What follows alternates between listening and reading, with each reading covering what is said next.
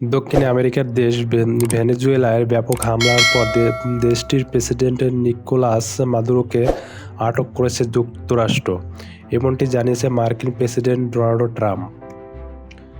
Trump বলেছেন, ভেনেজুয়েলার বামপন্থী প্রেসিডেন্ট ও তার স্ত্রীকে যুক্তরাষ্ট্রের আইন প্রয়োগকারী সংস্থার সহযোগিতায় একটি সামরিক অভিযানের মাধ্যমে দেশ থেকে সরিয়ে নেওয়া হয়েছে। নিউ ইয়র্কে তাদের বিরুদ্ধে মাদক ও অস্ত্র সংক্রান্ত অভিযোগে আনা হয়েছে। এছাড়া শনিবার ভোরে রাজধানী কারাকাসে একাধিক বিস্ফোরণের খবর পাওয়া গেছে, যার মধ্যে সামরিক ঘাঁটিও রয়েছে।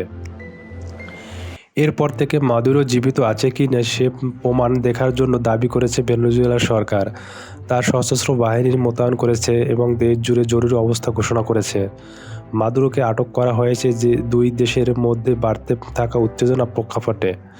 এর আগে ওয়াশিংটন ক্যারিবিয়ান সাগরে মাদক পরিবহনের অভিযোগে কয়েকটি